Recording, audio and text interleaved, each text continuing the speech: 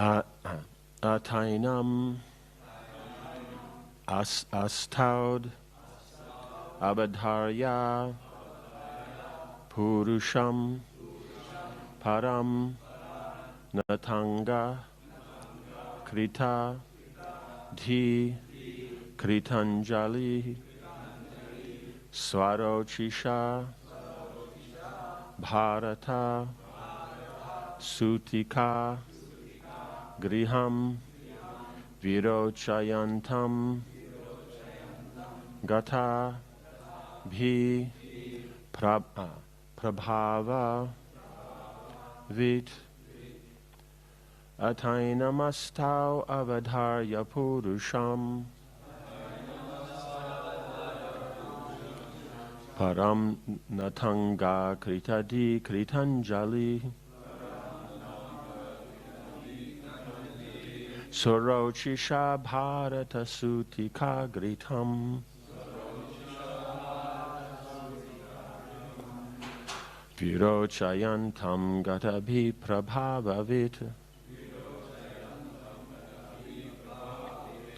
atainamastaud avadharya purusham param natanga kritadi kritanjali swarochisha bharata sutika griham virochayantam gatabhi prabhavavit.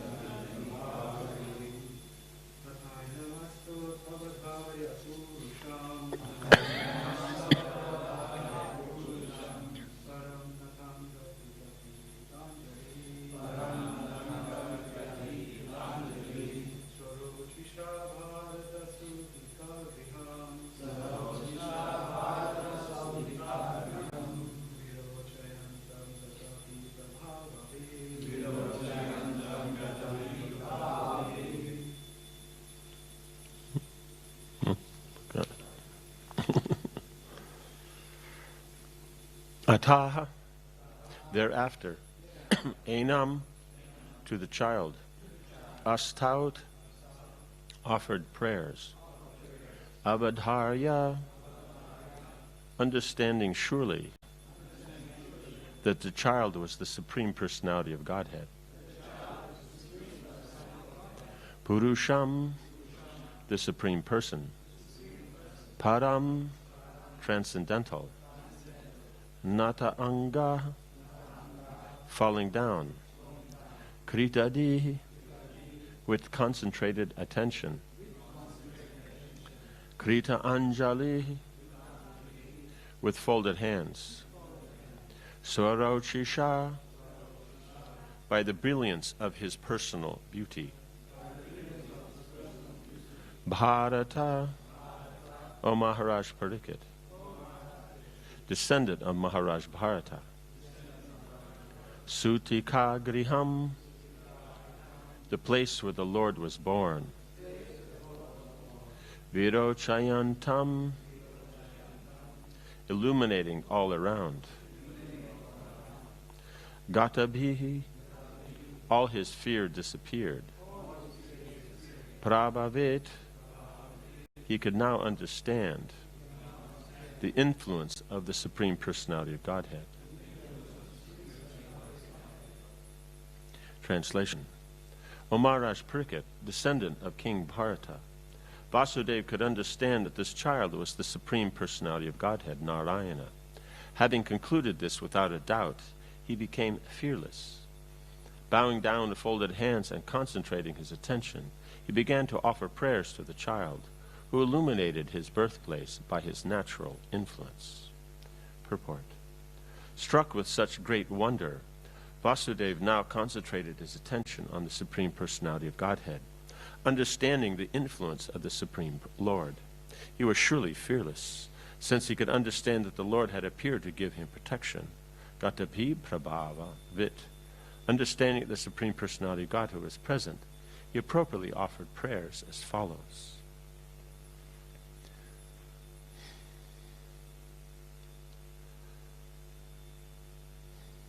So the residents of Dwarka, then they see the Lord in two flavors.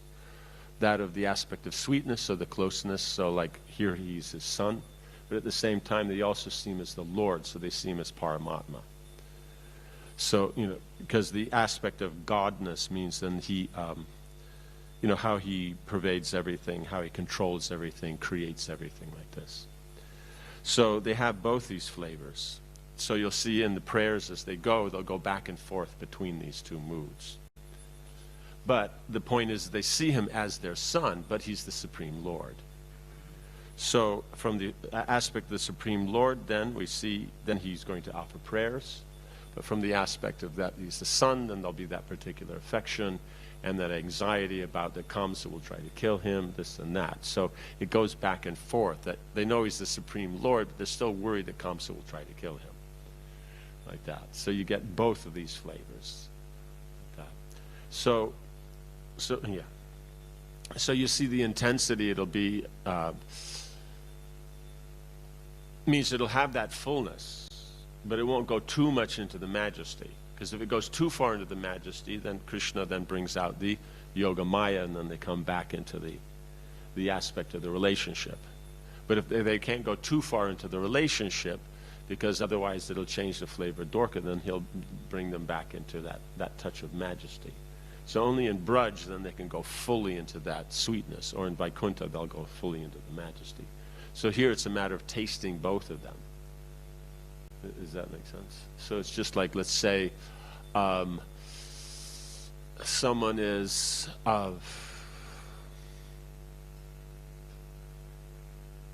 let's say like the Prime Minister. Right? So now all the people around him, they'll always deal with him as the Prime Minister. So it'll always have that formal aspect. Right? Now when he goes home, he's with the family or things like this, then they're going to deal with him just as whatever member of the family he is. He's the son, he's the brother, he's the husband, whatever. They're not going to worry that he's the Prime Minister. Who cares? In fact, that'll be part of the fun. Is that, this Prime Minister controls the whole country, and we control the Prime Minister, right? Like that. So that's going to be the taste there. So the point is, when they completely forget about that, it'll have one flavor. But when it goes back and forth and has that flavor of both, it has another flavor again. So you end up with 3 full flavors, even though you're actually only dealing with 2. Does that make sense? So if you don't, it doesn't even matter he's a Prime Minister. Let's say he knows some people that he grew up with or something he knows them from somewhere. They don't know he's the Prime Minister. They'll just deal with it in a particular way. It'll just have that flavor, which is very nice. Right? And the others down at the office and that, then they're going to always deal with him in that formal way. And then those who know both, it'll go back and forth. Sometimes it'll have that aspect, sometimes it'll have the other. Does that make sense? So when it goes too far one way, the other aspect will bring it back. So it'll have that combined flavor. So that's Dwarka. Does that make sense? So that's the thing we'll see in the prayers. So then we see is that when he's concluded as Supreme Lord, then he's completely fearless. So he's not worried about or anxiety about that, the effects of the material world. Does that make sense? So the Kamsa, all these things, he's not worried at this because he's the Supreme Lord. So he can offer his obeisances, he can offer his prayers, all the, as we saw before, all the Gandharvas and Vidyadharas and Charanas, they're all offering prayers and singing and dancing. All the different constellations are perfectly arranged, all the different things on the planet, all the rivers and lakes and forests and the birds, and everything is all perfectly aligned. So everything's peaceful, everything's beautiful, everything's, very wonderful. So that all has come into place. So the natural thing is, one of the symptoms of the appearance of the Lord is that peacefulness that is there. That's one of the ways you can tell. Let's say if they do a deity installation, then afterwards, then to judge, did the Lord accept that offering to come and permanently accept the worship? And one of the symptoms is peacefulness. Just things that there's this calmness in the air and everything like that. It doesn't mean that devotees aren't going crazy in the kirtan, but there's just this overall peacefulness in the mood. Another symptom is that somebody will be a total madman in how they'll dance and go completely crazy. That's also there. But it's in this mood of overall peacefulness. Right? So we see here is that we have that aspect comes.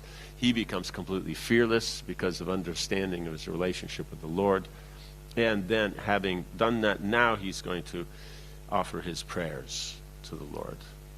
So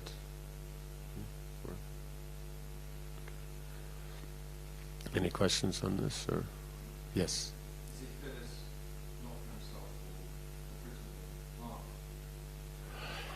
The fearlessness means giving up the, you'd have different levels. For us, fearlessness means we give up our fear. Well, we have the lowest will be able to give up the fear of just the calamities of the material world.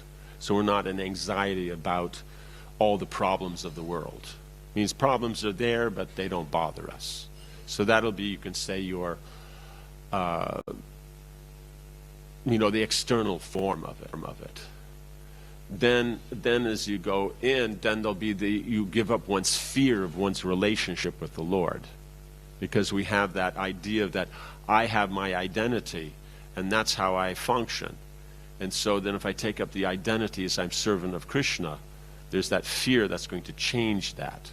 And I won't be able to be myself and all that. So you see that this aspect is very much prominent. It's always there in the material world. But especially we see in the modern context that there's always that idea of breaking down authority. Because if you break it down, it goes all the way back to the Lord. Because authority is a principle. So if you break it down in one place, you actually get the whole thing. People don't talk like that. They just say, oh no, they just target that, okay, this leadership is bad, so we'll break down the authority. But actually they're breaking it down everywhere.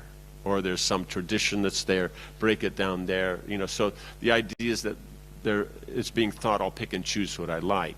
But actually it's a principle. Once you break it, it goes. So sometimes it's seen, I say parents or teachers, then they'll see that kids don't care for them as authority. But at the same time is that, let's say these intellectuals, they're also breaking down authority above them. It's like, the comments on the world leaders or intellectuals or religions or like that, they're breaking that, but it's a principle. If you'll see that those who are religious and accept that there's a supreme in some form, and that there's a community and a tradition in that community, and therefore then they have duties within that. They're respectful to their parents, they're respectful to teachers, they're just respectful. Like that. It means their attitude on whether they think they're superior or not, that's another, we're not discussing that. That's just because of material contamination. We're talking the principle of authority. So they accept the whole thing. So they're respectful of the mother and father. They meet someone, they deal properly. They go to someone else's house, especially if they're a little younger. They don't even know the person or the lady. They'll say, yes, ma'am, and all these kind of things. And so the whole thing, the community, it has values, they'll follow that. The religious thing, it has values, they'll follow that. So that's, we could say your previous meaning of, God thing. he's a God-fearing man or a God-fearing gentleman or upstanding God-fearing, like this, that term.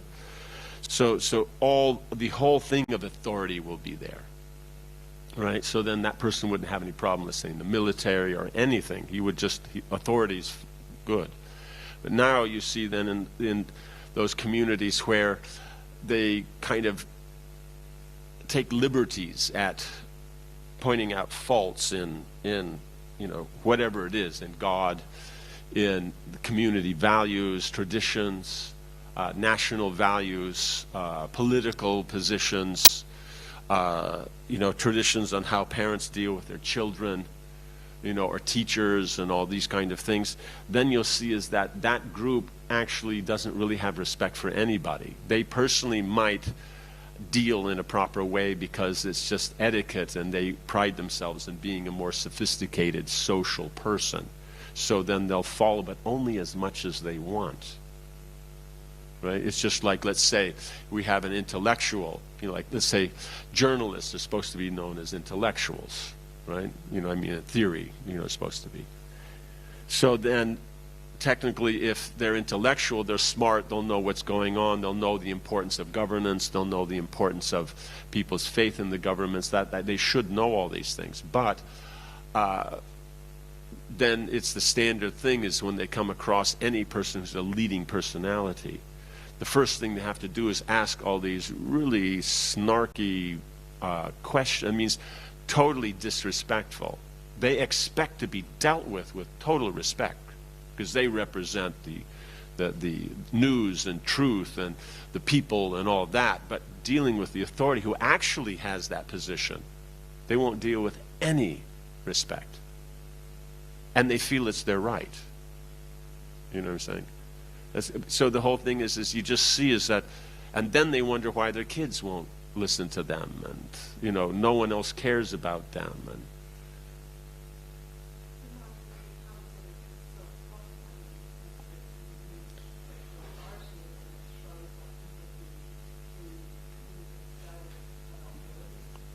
yes, of course. It means the whole thing is there. Yes. So then you break down authority so then people don't, because there's a particular value so that anybody can be authority.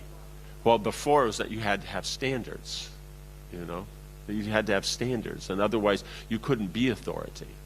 So that's the importance of the tradition, is that then there's certain standards as character and all that. So how did we got into this from some... Fearless, yes. So, yeah. So that fearless means then you're accepting that authority of the Lord. Oh, that was it, because of the relationship with the Lord. So you're comfortable with that, and so you don't have that identity separate from the Lord. So you're able to accept authority all the way through. Otherwise, we want to make ourselves the authority, and we support that identity, and that gives us a position of strength. Yes, but now the instead of it, I am the identity, that material identity is in support of the spiritual identity. In other words, let us say, like someone says, okay, I'm going to cook for Krishna, right? And then in this case, we're taking it in this example of the being a cook is the identity. Now they go into the kitchen and there's so many other cooks. But now they're going to be the cook that, let's say, cooks the halava. And someone else is the cook who's going to cook the sabji, and someone else is going to cook the puris, and someone else is going to cook the rice. Does that make sense?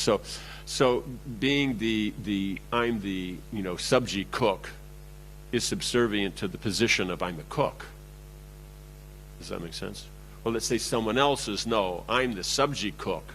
And so, but we already have someone cooking the sabji. No, but I cook better sabji than him, and I got to cook that. Then it gets in the way of that servant mood, you see, because it's not necessarily in line with cooking. Because cooking just means cooking should get done. So if there's 10 aspects of cooking to do and already 7 of them are taken, you choose from those other 3 that are left. You don't make politics, because that's not cooking. You don't require politics to cook. Amazing, but true, right? Like that. Does that make sense? So therefore, servant of Krishna is the primary identity. Then within servant of Krishna, then we'll have this secondary identity through which we express that primary. Does that make sense? So just like the primaries, you have love for Krishna. Right? Then within that, then there is what realm you have that love for Krishna in. So it's expressed through that. So in Vrindavan, it'll be expressed through sweetness, Vaikuntha through majesty. Then let's say we take one of those realms. So then you have Braja Bhakti, or that in sweetness.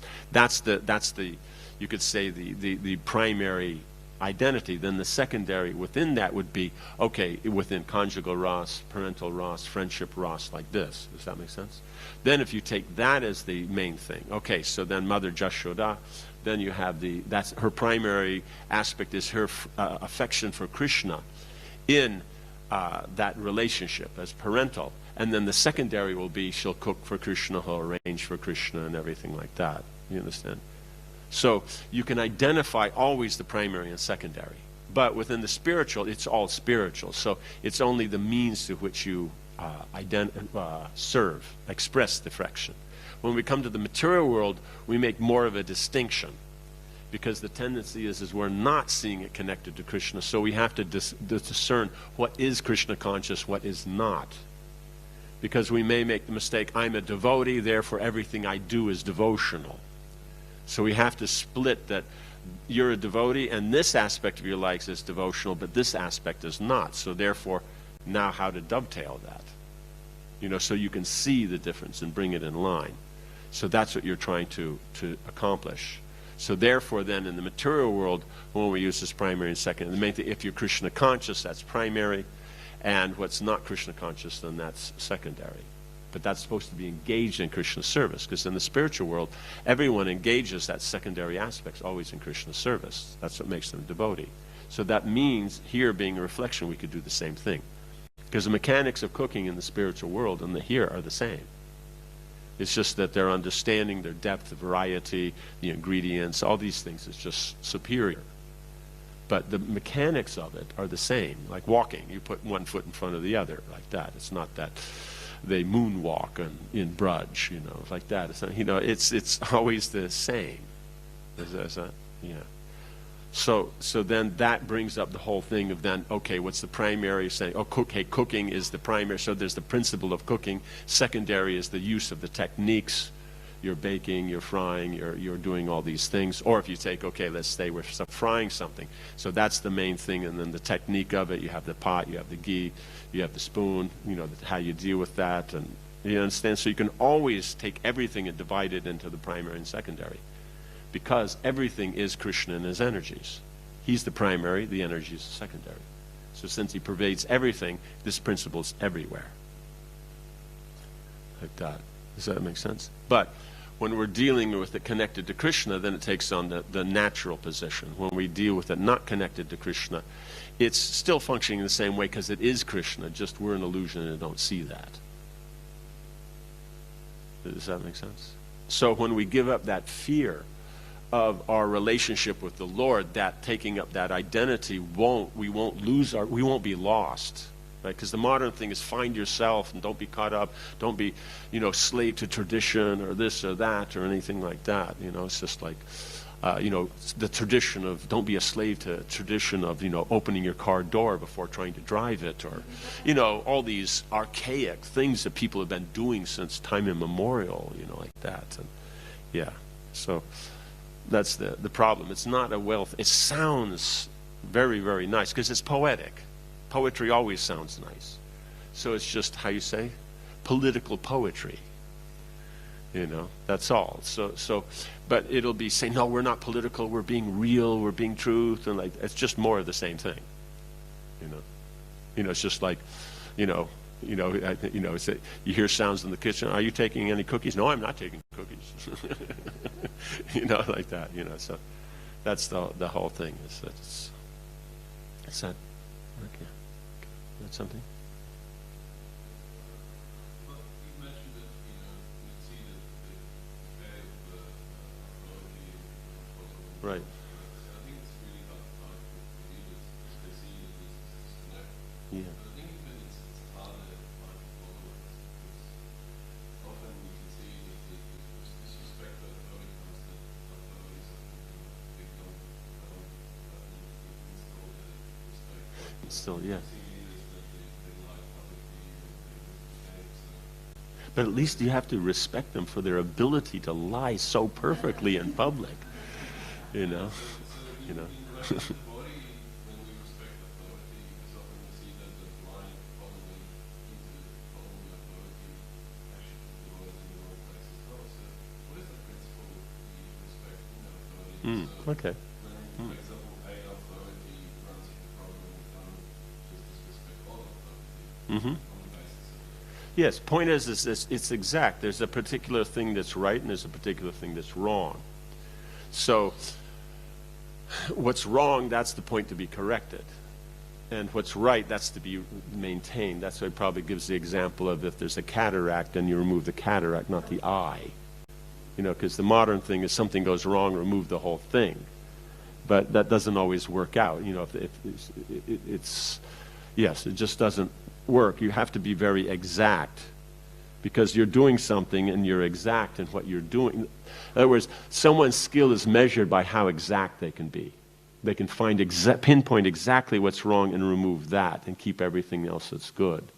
Otherwise, the grosser that, you know, when it becomes too gross, then it's the, you know, the bull in the china shop kind of. It's used here, okay. Because country to country, certain things they don't use.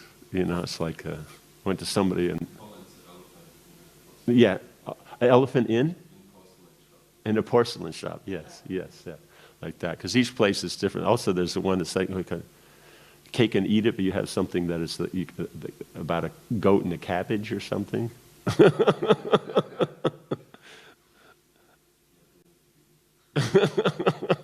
So it's interesting how the same principles are there in every culture. It's just that how they'll express it is unique. So you just have to make sure that I'm using the right one. Okay, so we won't use the goat and cabbage that way. Okay. Either that or you can't have your goat and cabbage. Yeah, because if there's a goat, then there won't be a cabbage. Yes, okay. Part of the decay of authority anyway, as I see it, is that the authority is not seeing themselves as the servant of people. Yes, yes, Bigger. yes. We don't respect because they seem to be servants for themselves. Yes, of course. Of course. Of course. But that doesn't mean that the principle of authority can be just, that's the point, is what we're meaning, is that you have to remove the part that's wrong, in other words, an improper activity, but you can't remove the principle of authority. And it's not that simply, the problem with the authority is the lack of training. And so then and we have one guy that lacks training, he's making so much trouble. How much more trouble there is now you have a whole community of people without training and now they're the authority? How does that... So in other words, the principle of authority is a science. So then that means there must be training. And that the problem is the training then in this age is going to be very dependent upon your karma. And in this age, the karma isn't so great. So basically, people in general don't have the basic good qualities required to actually produce an appropriate leader. So then the only technical way to do that is either one, know what they are and really look around and, you know, and find individuals who are there that would have the qualities that can do, but as, you know, with fire there's always smoke, then there's going to be something that they have the qualifications, but at the same time they're too proud or they're too self-centered. It means they technically can do it, but then they have these others. So to actually be able to correct that, the only actual technical way to do it is through Krishna consciousness.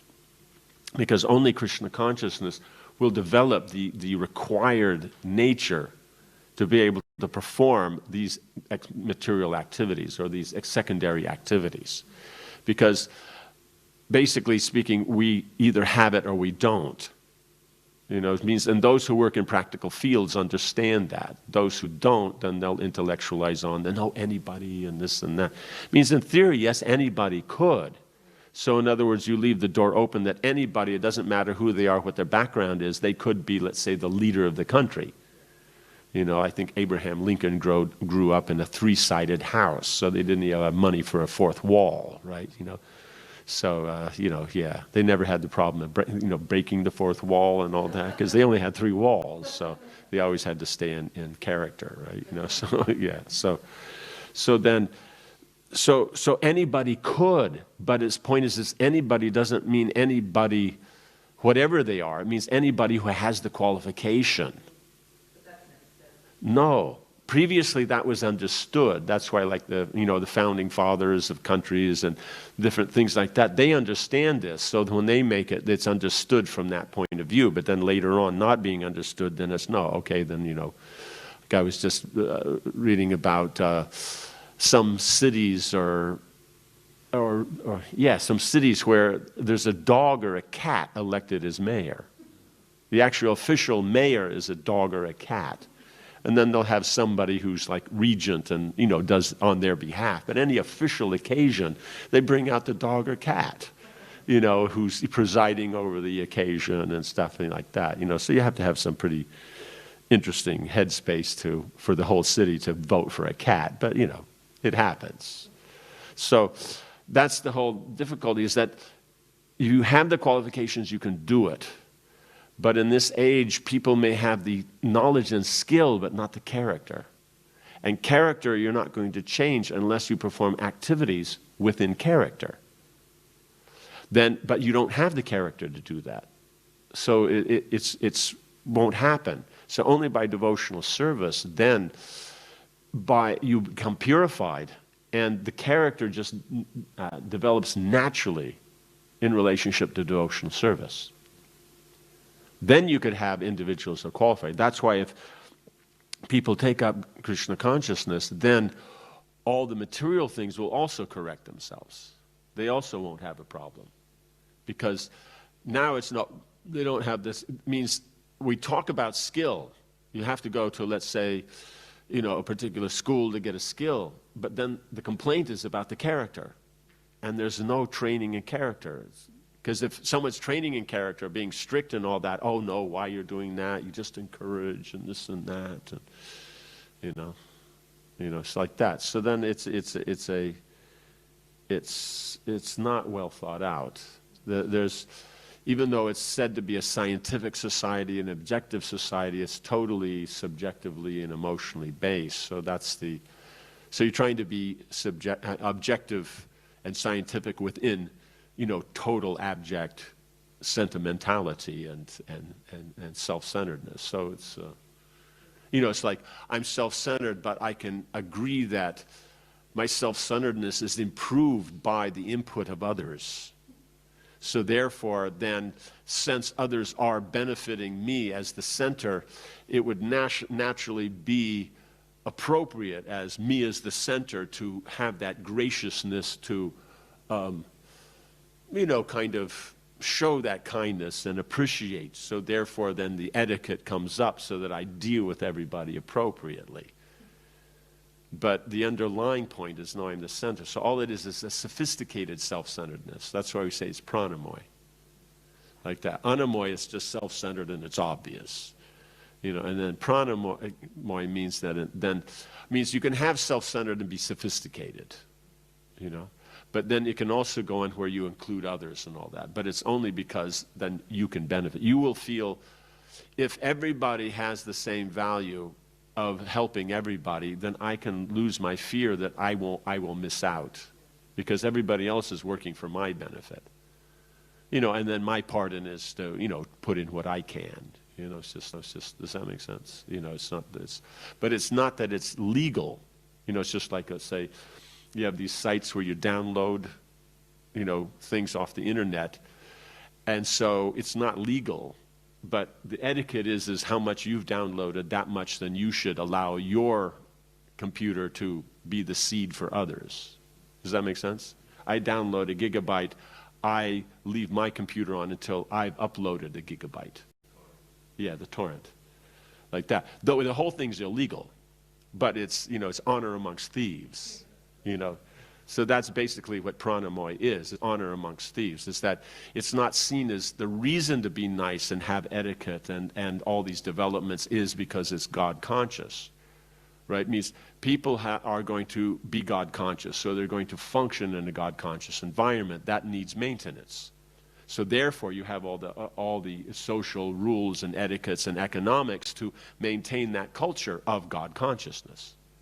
So the real reason for going out, having a job, making money, maintaining all these things is because that's what God says you should do. Right? But we're taking it that no, this is, we're modern man and we're sophisticated, so we have an occupation and all this and that. And does that make sense? So we're better than cultures who don't. But strange as all cultures before the Western culture met it, all had occupations and we're actually doing quite well. And then once the Western culture came in contact, somehow or another, then all that facility and all that kind of shifted hands, and then, because Prabhupada said poverty creates all bad qualities. So then, it'll be looked at all these cultures that they're less because they have bad qualities. It's because all their wealth was taken. You understand? So that's what I'm meaning. It's not a God-conscious concept, and it only is self-serving. Yeah, self-serving. But it's within that context, right? So therefore, only by Krishna consciousness can you get the development of the good qualities. But then that means that these good qualities will come by and focus on devotional service. So if you perform your sadhana and everything, these good qualities will come. Even if you don't know about them, they will come gradually. But at the same time, so it will be slowed down. Now we're getting to the technical point is that you have the primaries, you're doing devotional service. From that, these secondary qualities come up. Good qualities, because good qualities are what are used to serve Krishna. Because if you serve Krishna, as primary, secondary, the things you use to serve Krishna are going to be proper knowledge, proper skill, and proper character, right, or proper qualities. Because you're offering the best to Krishna. So that's why devotional service develops these. Just automatically. Devotional service is independent. You don't have them, you can develop them by. Right? But now, that you'll see that very clearly in the direct activities of devotional service. Indirect means those things that aren't directly Krishna. They are Krishna, but we don't see them that way. Like, let's say the holy name. We understand it's the holy name or not, the Lord is manifesting as himself. And so you'll get the benefit of dealing with himself. That's why then when you hear the holy name from the devotees who are in parampara, it has that effect. But let's say you hear the holy name from those who are not in the parampara, then it's just names. But it will be the best of pious activities. So if you have karmis or yogis or chanting Hare Krishna kirtans and all that, because it's the thing to do, but they haven't heard it in parampara, then it will be the best of pious activities. So they'll feel good about it, their life will improve, everything will do. But and so one may ask, well, then what's the point? The point is because they do see chanting Hare Krishna as a value. Therefore, since we chant Hare Krishna, they might, in the process, invite us to come and join their program. Then they'll hear from the parampara. Then it will switch into spiritual. So that's the advantage of piety over impiety, is that the pious person will be more open to God-conscious activities and tradition and these kind of things. Does that make sense? But then sometimes you also see as the impious, because the material world is just so bad and they see it very clearly that way, they may be open to God consciousness also. So that's why you see it mentions in the Sad Goswami Astika that the Goswamis and how they behaved, they were dear to both the cultured and the uncultured. Because they themselves could deal nicely, so even the ruffians, they would go to them and know that they could trust and tell you things. It's just like, it's a typical thing is the mafia guy, he can go to the priest and talk about all the nonsense he does because he understands the priest is, is looking at it from a more, higher level, and so therefore you give up that sinful like this, and he's not going. It's not that, the priest there has a recording thing and then hands it over to the police, right? Otherwise, no one's going to go and confess anything like that. So you understand there's this higher principle, right? That trust. So now, when you're dealing with this is that you have the leadership position. Then you have two aspects. You're going to have their Krishna consciousness. Well, actually, you're going to have more. But you're going to have their Krishna consciousness, and you're going to have actually their knowledge and skill, too, of leadership. Right? So now that could include two aspects. So basically, you have leadership and management. Management means you have the knowledge and skill to take part in the transformation of material energy in a designated way. You know that if I take part in this way, the mechanics will change, I will get this result. So then that would be a manager. Now they can do that themselves. Whether they know how to do that with others is another thing. And if they do, but they only have the knowledge and skill of it, then they'll be like a supervisor or things like that, because they know how to get others to do, but it's not that the others are inspired, they just know how to get them to do the work. Right? So that's necessary. Leadership means you know how to inspire the people so that they themselves, you could say, are self-motivated. In other words, the leadership is self-motivated, like that, you know, in this way in spiritual life. So therefore, by association, others will become self-motivated. They don't necessarily, it means by having outside inspiration, that only adds to already existing inspiration. So it just makes it better. So then they are inspired to be involved in Krishna consciousness, and so therefore they can inspire others to be involved. Now, they may be managers or not. Right? So this brings us to the other aspect, which is actually, you could say, is part of, you know, both of these, is that what is their, on the material identity or their material attachment, then how do they see themselves? So is it that they are a leader and they're not a manager and they know it, and so they don't try to, they simply try to inspire, you know, other managers and leaders in Krishna consciousness, and so because they're more advanced in that, therefore it's inspiring. So they can help others do their duty better, not because they tell them how to manage or how to organize it, but they can get them to be more Krishna conscious, and in a more Krishna conscious state, as we mentioned before, there's better qualification, therefore automatically the quality of your work will improve. Right? Then you'll have those who, they're good leaders, they're Krishna conscious, and they have the ability to manage. But now if they actually have the ability to manage, they know what management is, so they can identify if you're managing or not. And if you are, there's nothing to say other than, okay, good job or nice, like that. They only have to say that. And then if there is a weakness, then they can point out technically how it has to be adjusted to improve it, because the point is to improve it to please Krishna. Does that make sense? So now the difficulty comes is, now let's say you have someone who's a leader and is a good manager but doesn't recognize himself as a good manager. Then that's not really going to be a problem, because he's only going to encourage anyway. But because he can see management, he'll see it's going nicely, but if you ask him in an area that you feel is weak, he'll feel, well, I'm unqualified. But you know, you might be by dealings and all that, and you know, the gentleness of Vaishnava's dealings, and they might, okay, well, you could accept this or that, but they're not. It'll be given from a more just supportive point of view rather than a controlling point of view. So this will naturally, by mathematical, how you say, putting everything together, you know, then you end up with the fourth one, whereas the person may be nicely Krishna conscious, but they're not a manager and they see themselves as a manager, like that. That's going to be a problem, because spiritually they're going to be inspiring and this and that, but when they step outside of that and try to give direction on how you know, mechanically organization should run, it will be a total disaster, because they don't know, and then they're just going to get in the way of those who manage. So in other words, if you're managing, they'll only notice the part that you're managing. Right? And that's where they're going to put their effort, because they're not a manager, so they don't know what's there. Does that make sense? A manager will see, you're already doing, let's say, this 90%. That's done. This 10% is a weakness, so they're going to talk about the 10%. Well, someone who's not a manager, then they don't know what management is, so they can only observe that the 90% is there. So they're going to try to 90%. They don't even know the 10% exists. The people that lead up managers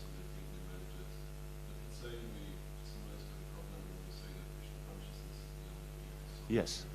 Yes. So what if somebody says, I'm not a manager, Krishna consciousness is a solution to all my problems, so if I've been employed by default, I'm not a manager. That's a mistake. And often also addressing problems, it's a managerial problem, but because Krishna consciousness is a solution to all problems, we don't address the management, we only address the spiritual side and that. Means someone who's, if that's from someone who's not a manager, but they can't anyway. So then in one sense it's better they don't get involved. So, does that make sense? Better that they leave it alone and just improve the Krishna conscious than those who are managers, as they become more Krishna conscious, will see the faults and improve it.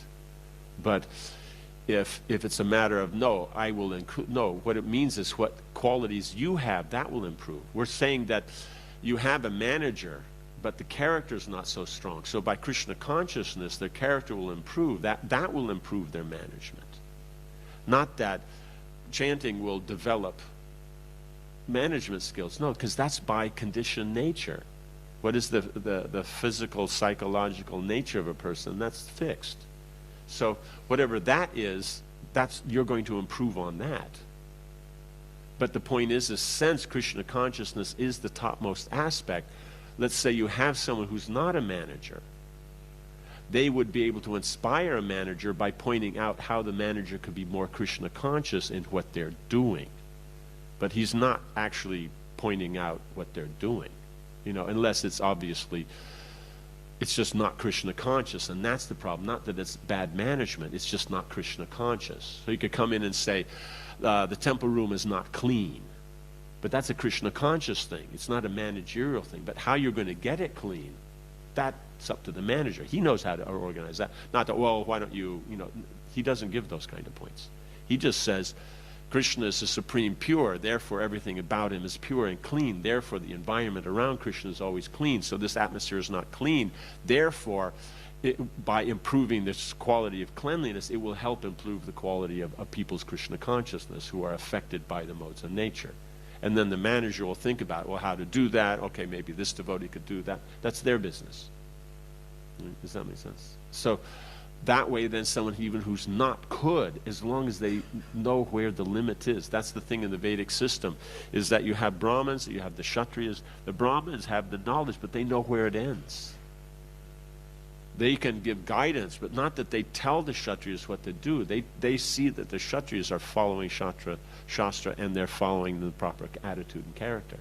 They don't tell them what to do. This idea is, no, we're the Brahmins, we tell them what to do. Where does that come from? Because then if that's it, you're telling the Kshatriyas what to do, you make the Kshatriyas into Shudras. Right? You tell Shudras what to do. Like that. But you don't tell the Kshatriyas. Kshatriyas know what to do.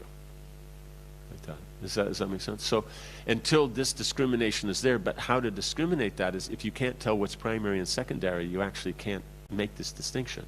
And there's this idea, the modern kind of thing is that the manager's the top.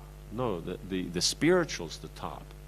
It's a common mistake. It means the Japanese, the samurai are the top, then it's the priests, and then before in England it was, the Pope is the top, and then you have the kings, but then, Henry kind of made a slight adjustment in that. So it's just, that's the whole point, is that it's always this idea that the management's the top, and then as it keeps going, it'll just go, no, money's the top.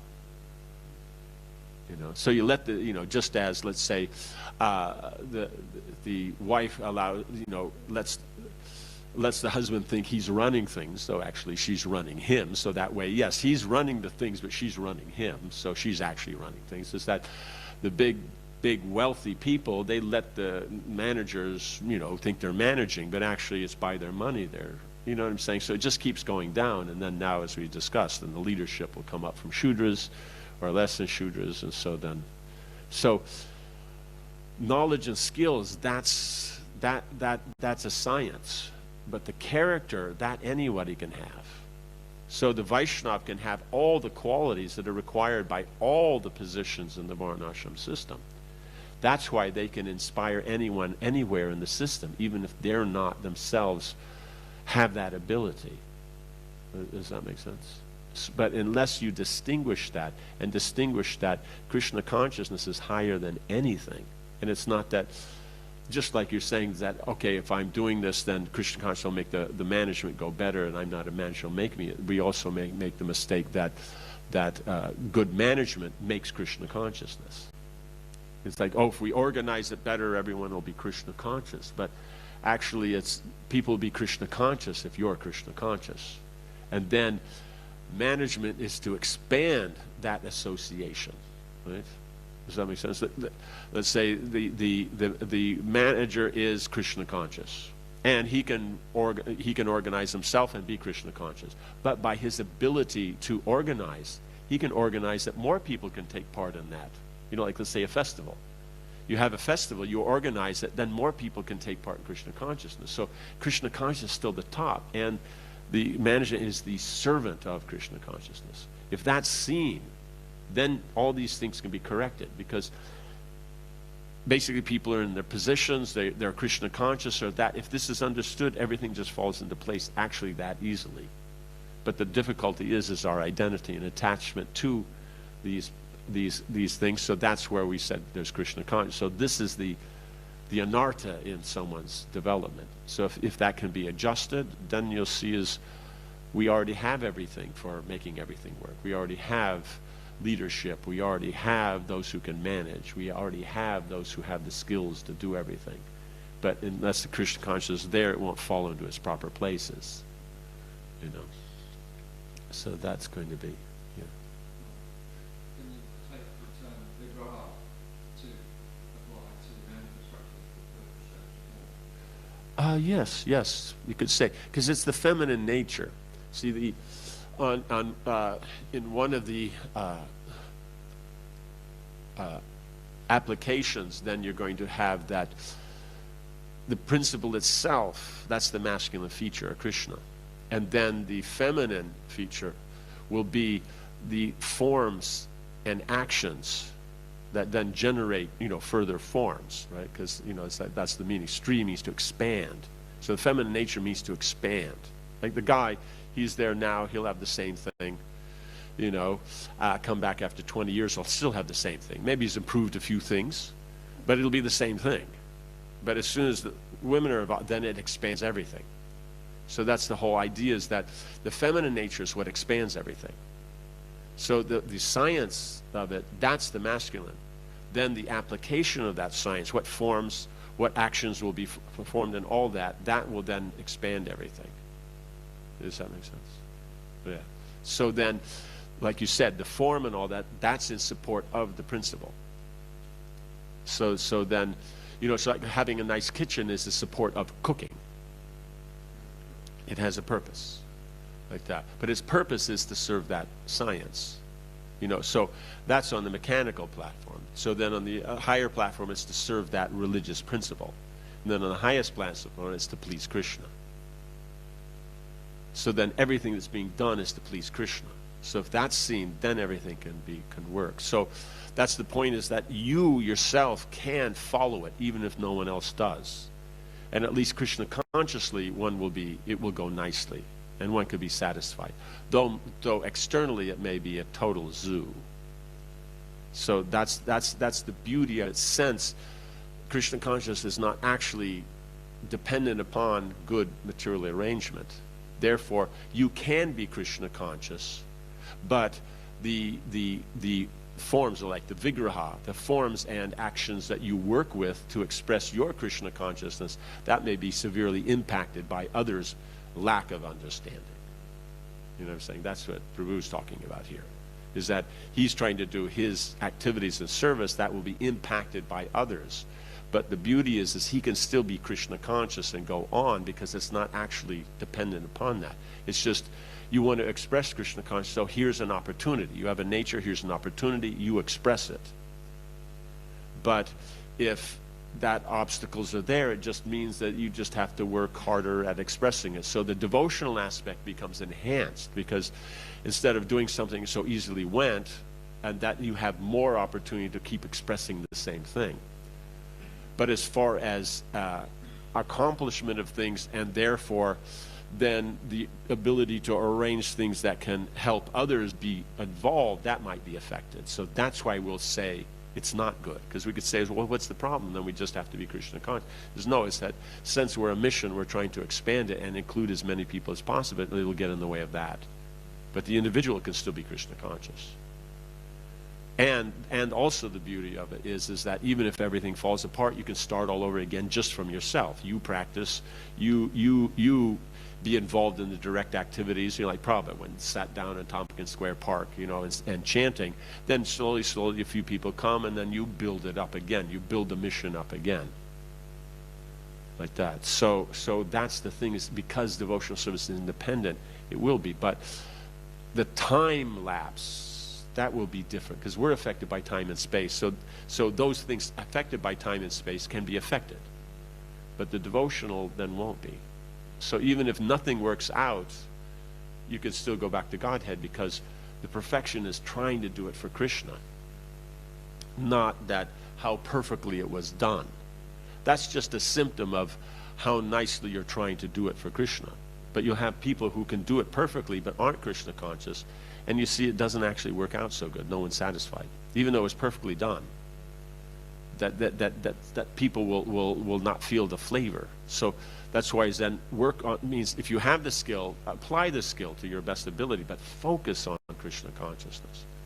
So that's where our focus is, but it doesn't mean we don't. So otherwise, it's like he said, is that, if we have the one, we can drop the other. We don't need to manage like that. No, we do. But the point is if anybody says, we don't need to manage, then you just say, then at that point in the committee, you go, okay, how many people agree with this, that is Krishna conscious? And that's the main thing. We don't actually need to manage. Whoever raises their hand, remove them from the committee, because they're not managers. Like that. Whoever's left, who didn't raise their hand, then, okay, now it's like, okay, so now these people we can organize. And you can say, but now we went from this many down to only a few, but the point is now the few will be able to do more because they're not burdened by the other ones. So it'll actually be, but we went from 10 people only down to 3. Those 3 will be able to do more than the 10, right? So, yeah. So it's this balance between Krishna consciousness, which is reality, and then the material knowledge and skill of the Vigraha, which has a reality, because it's based on Krishna. There is a knowledge and science. It's not that, but we feel that, nowadays people say that, in the management and, what is it? But there's no I in team and stuff, these kind of things. It's kind of like that. Why does there have to be an I in team? It's like that. But the thing is what they don't understand is, but if you're in Scotland, there's an I in team. Yeah, because that's how they're going to say it. Yeah. Yes.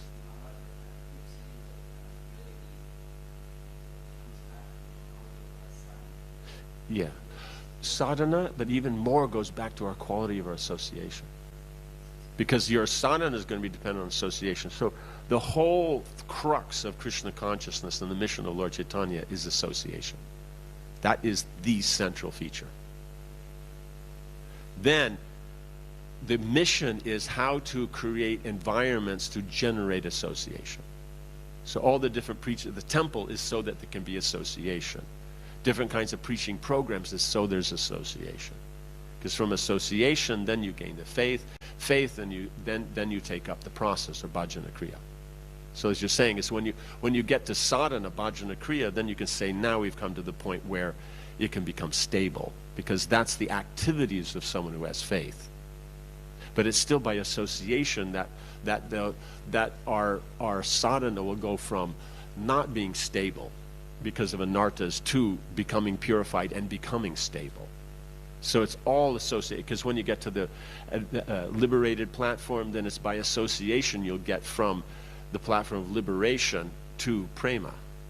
And then you'll be able to express that prema to Krishna in association. Because for Krishna, it's all about associating with his associates. There isn't anything higher for him. So all the mechanics, all the knowledge, all the existence, all that's just to support him associating with his devotees.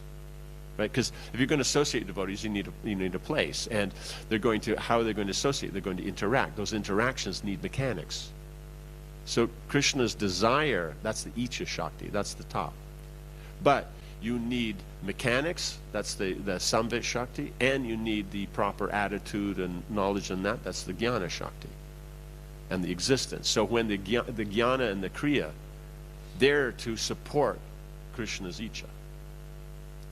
So that's where we get, there's the principle, his Icha, and then there is the secondary, which is the Jnana and Kriya, which is the form and action and existence, the purpose.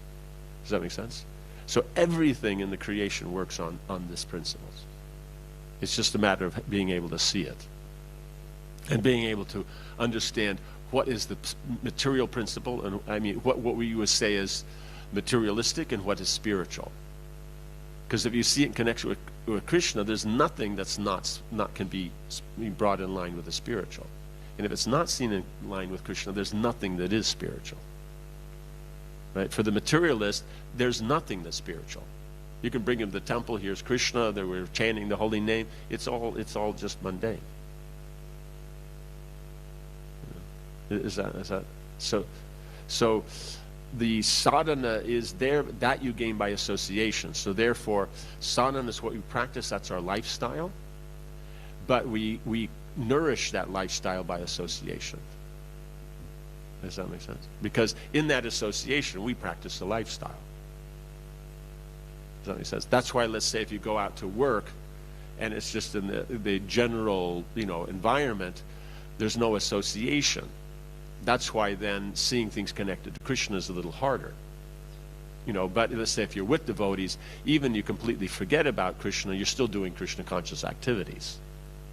But by association, then you can understand how everything's connected to Krishna. So even if you're at work and doing your job, you see all those, the mechanics, like you said, all the things of the Jnana and Kriya, the mechanics of it, that all is coming from Krishna. Right? The reason that the economic field is created by Krishna. Right? We don't have in when you learn history that this person was attributed to, he came up with the concept of economics, or you understand, or this person came up with the concept of family, or community, or that there's leadership and follower. No, none of these, all the principles no one's come up with. That's Krishna. But different ways of expressing it, then they'll say, okay, this person came up with this concept of social organization, another one's come up with something different, or does that make sense? It's like no one can say, I came up with cooking, I invented cooking.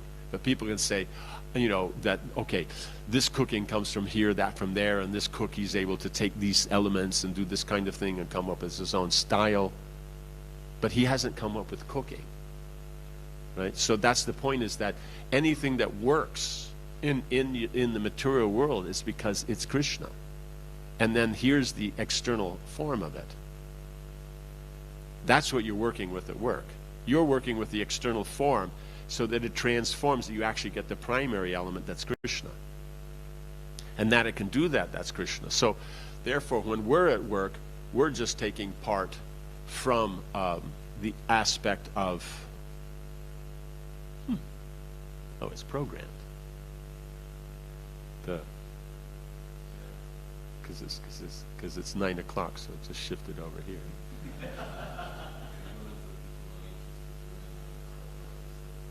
Yeah. Okay, that's it. Yeah. But it's just suddenly just, okay. And then it'll go sometimes to the deities. Okay. Okay. That's how you know time's up. Okay. How you say the contemporary or the technological thing of the hook on the stage and whoosh, yeah.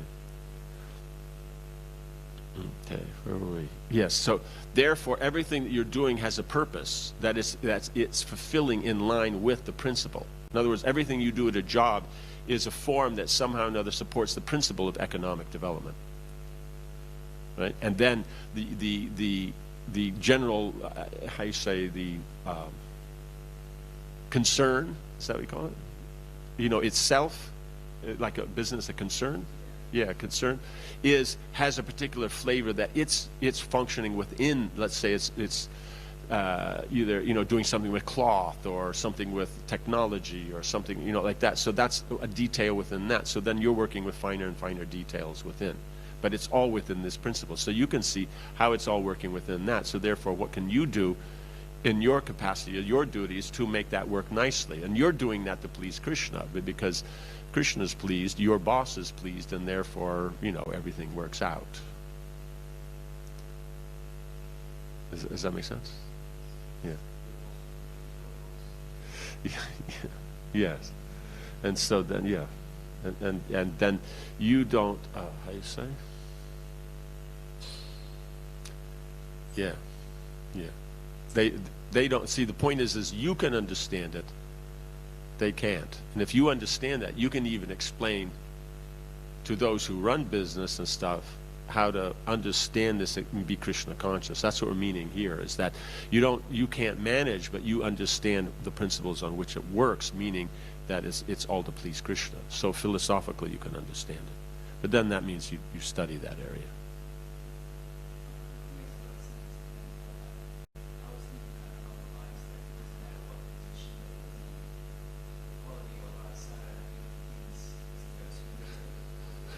Yes, okay, yes. Yes, from that angle, yes, very much.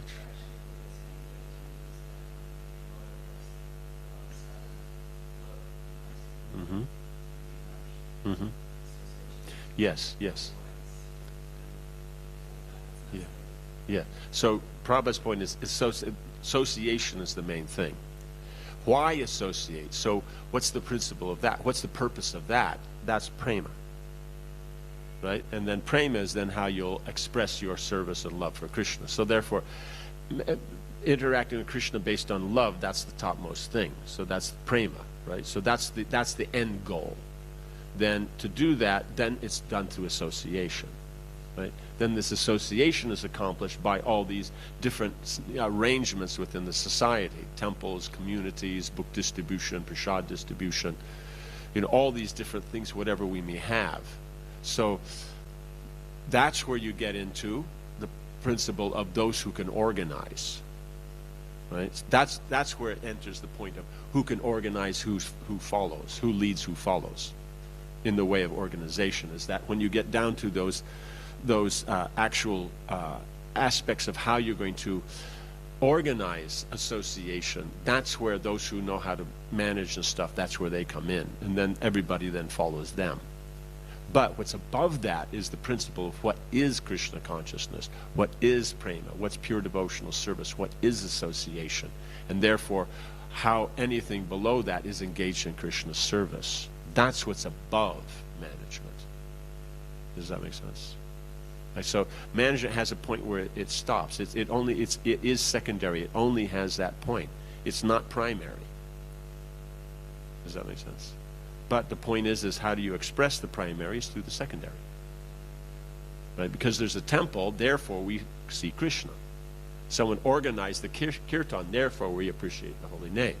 So the two go together, but you always have to know which is which. The primary is primary, secondary. You can't function. Secondary has no meaning without the primary. Otherwise, what's it for? What does it do? And primary, how you'll appreciate it unless the secondary is there. Like, how do we know Mother Jashoda loves Krishna? Because she cooks for him. But what's the purpose of the cooking unless it's for Krishna? Yes, you need to have both, but in it, the primary is independent. Because cooking exists whether anybody on the planet is cooking or not.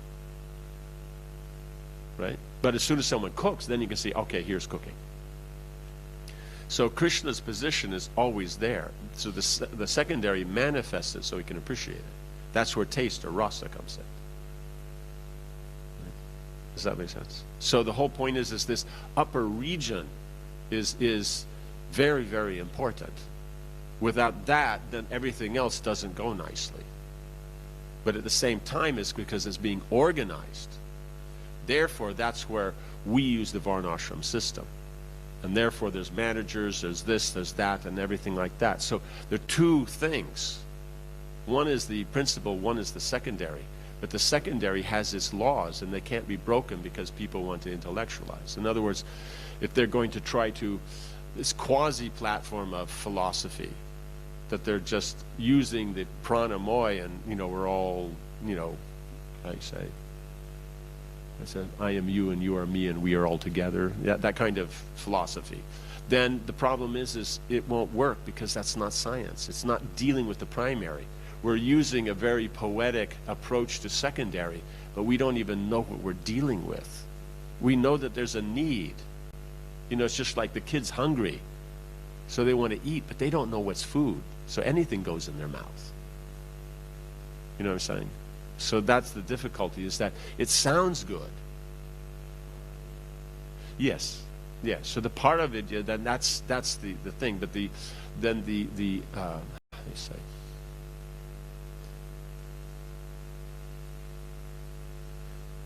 Aparavidya. You have Paravidya, Aparavidya, and Avidya. So Paravidya means its connection to the Lord. Aparavidya means material knowledge that is connectable to the Lord.